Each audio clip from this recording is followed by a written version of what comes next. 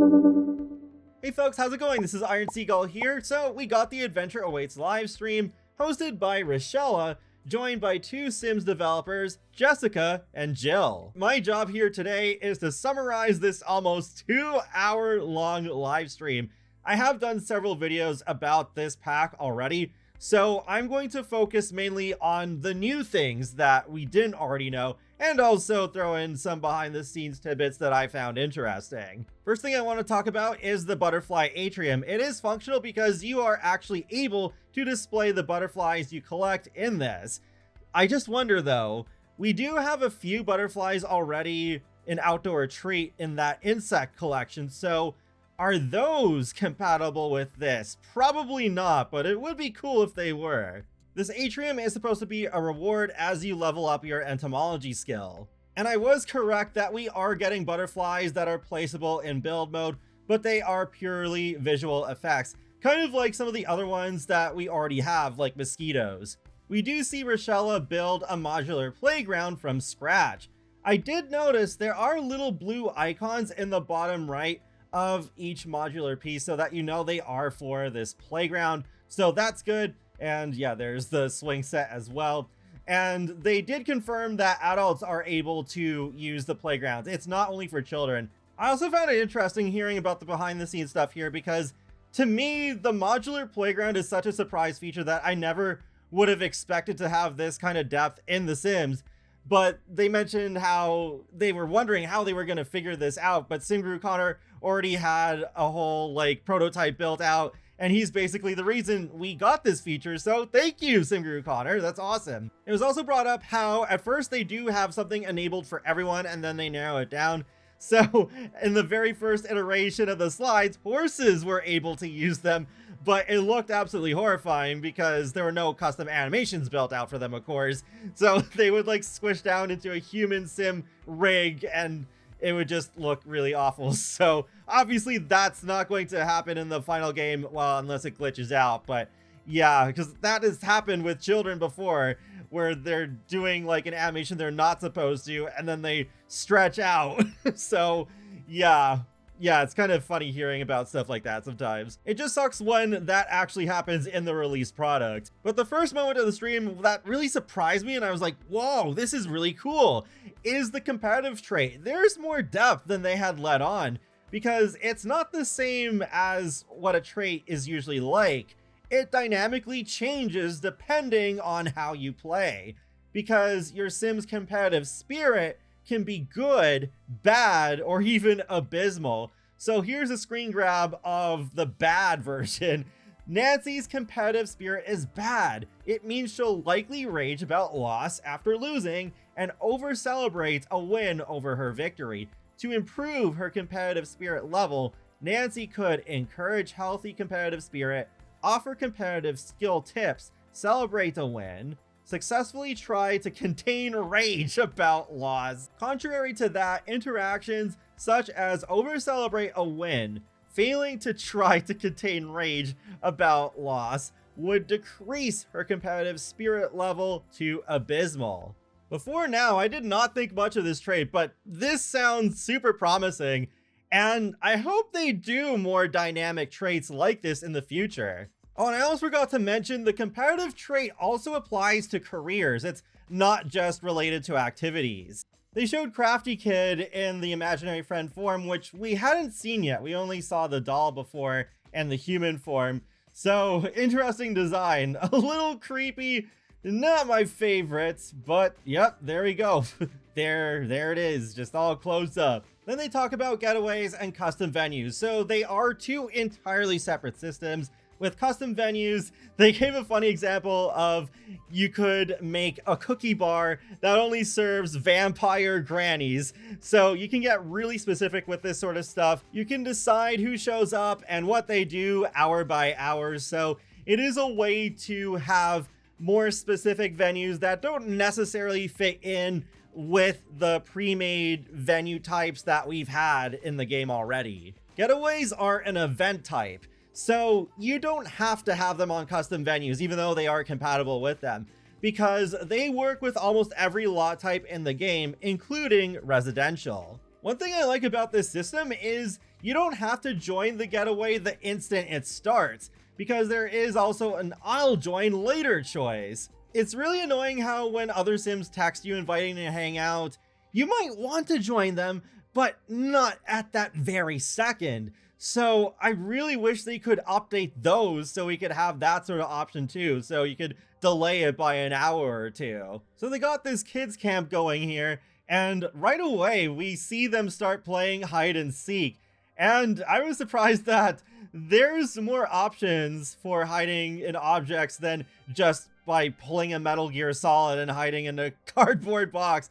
That is actually the last resort. If there are no available objects to hide in, then children will pull out that box. I just hope this works properly when the pack releases, because we can even see here this child, she for some reason tries to sleep on the ground even though the pool slide was in her queue, so she was supposed to do something there, but I don't know, that's really weird. We can also see the camp counselors training children in archery, so that's fun. Getaways look quite flexible because you can even change the activities mid-event. You don't have to end the whole thing and then start over if you decide, oh, I forgot to do a certain thing the first time. It's also pretty neat how you can have all the different roles do different things even within a specific time slot. For example, at 1 p.m., you can have the campers do water activities while the counselors cook food. With the rules, you can also have them only apply to specific roles. They don't have to apply to everyone. For example, you can have the House of Grudges rule apply only to the counselors, but not the campers. It is pretty helpful that there is a UI on the left that reminds you of all the different activities for the different time slots of a Getaway, and you can hover over each one so you can see what Sims are supposed to do during that time. It does look like quite a lot to take in at first when you look at this all for the first time, but it'll be really interesting to see what people come up with. Next, they talk about formative moments, which is designed to give your children more stuff to do beyond simply giving us more activities. To obtain a formative moment, you have to begin a challenge. So we have this comfortable in water one. To complete this, you have to improve your diving skill, as well as do a few water-related activities, which can range from peeing in the pool to using a float lounger from Island Living, or splashing another sim. I like how these descriptions are written as if they are like from the perspective of a child. There is a button to remove that challenge if you don't want it though, and there's even suggested challenges that can come up. So we have this be away from home, which is classified as an independence challenge. Getting out, getting to do things on her own for once. Nancy doesn't mind that at all. In fact, she wants to do it more. And the reward is when Nancy grows up, she will remain confident longer when she becomes confident. They even considered how you can make adult Sims who have just spawned out of Create a Sim. You didn't just play through their whole childhood and all that. So it is possible, as Rochelle described, for adult Sims to have a sort of meta moment where they're like, oh, I just kind of spawned in out of nowhere. I don't really remember much. So you can actually choose a formative moment for that Sim to have, even though you didn't literally play through their childhood. On one hand, I'm glad they thought of this, but on the other, I feel like it's going to be one of those things that pops up way too often. Like when the game asks you if a Sim likes or dislikes a certain activity, or if a Sim is feeling romantic and wants to go on a date with their partner, or even the learning moments, the teaching moments from Parenthood. Even though I really like those, yeah, those can get annoying at times too. So I can already imagine one of the first mods I download for this pack is less formative moment pop-ups.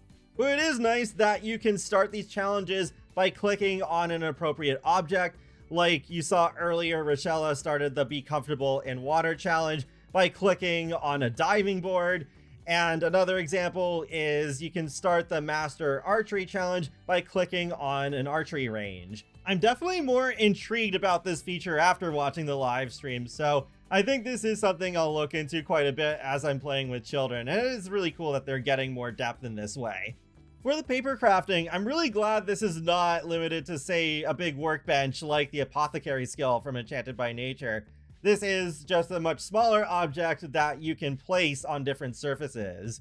One thing that I spotted is you can make a magical origami butterfly after you found all the butterflies in the new collection, as well as having at least level 2 papercraft skill. Alongside things that we already knew about, like the paper airplanes and the cootie catchers, you can also just make regular butterflies that hang on the wall. There's also cards that you can make, like friendship cards, or if you're an adult, you can make a romance card. You can also papercraft animals, apparently low poly birds as well, so seagulls? One other fact they ended up mentioning about Getaways is that while your Sims are on Getaways, they're less affected by weather if you have seasons. Next, we get to see the Wild Child doll turn into an imaginary friend, so there is that interaction you can initiate there. And I think this might be my favorite imaginary friend design now. I don't know why this didn't click earlier, but now I'm realizing that Wild Child is wearing sheep wool on their head. We saw a couple examples of childhood specific sentiments. So we got adding to the friend group close childhood sentiment. Brand seems really cool, and hey, when it comes to friends, the more the merrier. Bosom buddies, Crafty Kid and Brant will be friends until the end of time, maybe even longer. These are long-term sentiments rather than the usual sentiments where they just stick around for a short time and go away.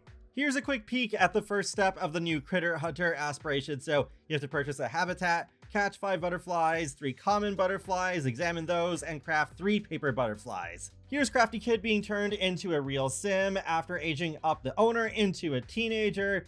So there we go.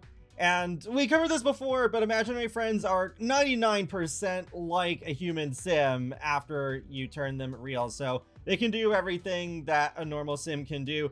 The only thing is, it's a very minor thing, but they're immune to the creeped out buff caused by seeing a child speaking to themselves, but it's actually them speaking to an imaginary friend, since but I noticed something strange just from being Nancy an imaginary a teenager in her trait but you can also change both competitive outfits and all that competitive spirit. They do appear with a totally randomized name. As they very briefly showed the blender, so bad was the only thing that showed up. So the I don't know if there's some kind of glitch going on, or if the competitive the trait rainbow fully calamity show that sounds pretty epic. The extreme muscle protein smoothie, among others. Then they switched to a teen occult version of The Sims that they just played. But I did notice something strange with their imaginary friend that was turned real. They had both the competitive and competitive spirit bad listed in the trait panel, while we saw earlier with Nancy as a child only had competitive spirit bad, with the competitive trait just not there at all. So not sure if that's a glitch or if there is something else going on here. I thought maybe the competitive trait would just show as competitive if a sim had neutral competitive spirit, but that does not seem to be the case. Now they're starting to make an elimination getaway, so they did also show something that I didn't realize was a thing here. You can also give custom names to all the different roles that you assign, so they're not just all pre-programmed ones. And then, of course, you can assign sims to the role. They scroll through all the different activities you can assign, and there are many.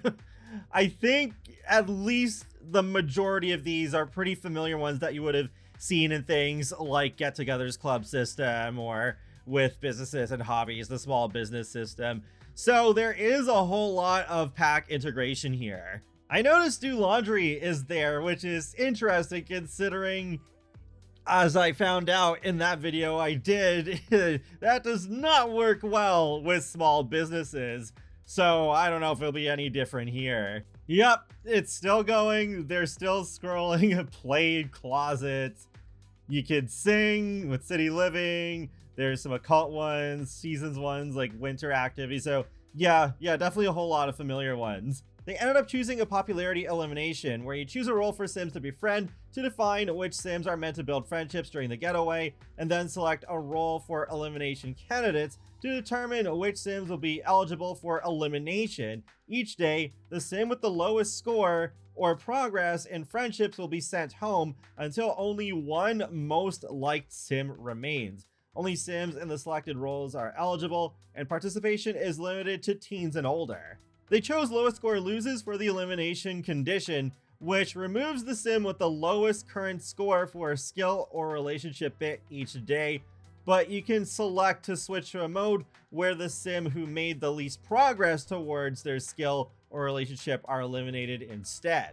Eliminations happen at 11 a.m. each day, and that did not work in favor of Teen Bella Goth because they were only there for a couple of hours, and since they started just before 11, Bella Goth was eliminated before they really even did all that much.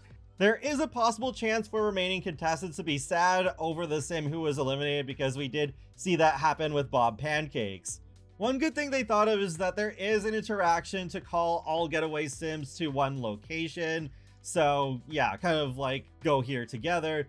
And they did end up doing a grill challenge, but I noticed in typical Sims 4 fashion, it didn't quite work as it should have because it started at 6 p.m. There were 2 Sims that were there pretty much right away, but then most of the Sims didn't start grilling until I think it was 10 to 7. So that could have been better for sure. Just as I thought, especially if you are doing this reality TV show sort of thing, don't make the schedule too packed, because if you don't leave enough room for sim autonomy to do its thing, then it might get too chaotic, I imagine. Speaking of chaos though, they did initially have mischief as an activity, but that resulted in Sims focusing a lot on pranking the toilets, so that made things too annoying. Oh, and one random note about that individual slide, when your Sims use it during the summer, apparently they can even catch fire.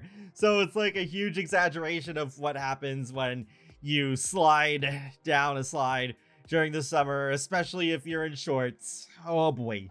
They do wrap up the stream just after 11 a.m. when a sim was supposed to be eliminated, but didn't look like anyone did. So another potential glitch there. They did go to one of the other lots in the middle of the night, so I don't know if perhaps traveling messed that up. I would not be shocked, but it does end up leaving me on mixed feelings about Getaways.